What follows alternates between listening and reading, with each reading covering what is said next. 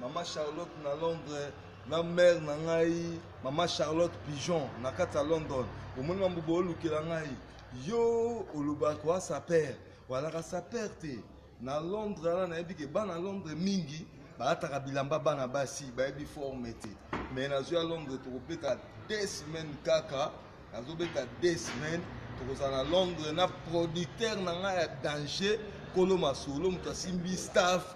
Basta donc producteur na ngai bola wa simbi staff Irken bola wa simbi staff yemta ocho pelenga libende o libeno donc mbongo ebimi pona ye yo ebisaka bato ke yo asaper oza saper te yo papa gifinga na ebela ko alaka saper te ozalaka ancien militaire série ya Mobutu banda kobenga papa grif te Basile Fumumpa yo mtu boma d'hélicoptère na maya chwenge yo mtenda kozala ebembia bia rimana na Rwanda ezayo nga na ebelo asaper te Defao, Yonal Defao, Bossale Logo Mogo, ba petit bakezwa yo na aéroport Defao, au Bossani kozala rapido, là trape bilamba ya kalanga na bilo la saperti.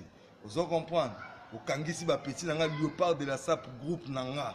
Yo kangisi bango po petit ba nyoko mais ba petit ba bimaki, ba yo kisho mama na soni. Donde na ngal émission na salon na montango po na yo. Maman Charlotte na Londres azoyoka, Ibrahim, je nanga Ibrahim azoyoka.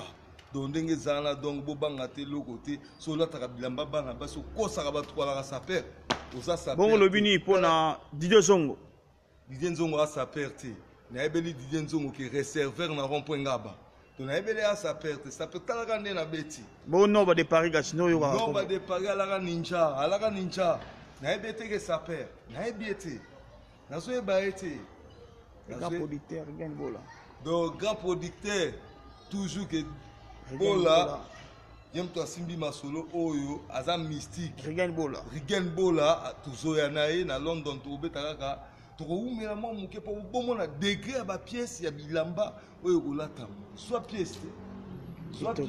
Maman Charlotte wapi? Maman Charlotte na London. Na papa Ibrahim. Papa Ibrahim ba ebi ba masolo oyo ba bi ba valela biloko. Mais ba vivre nga na pembene kozala mabe.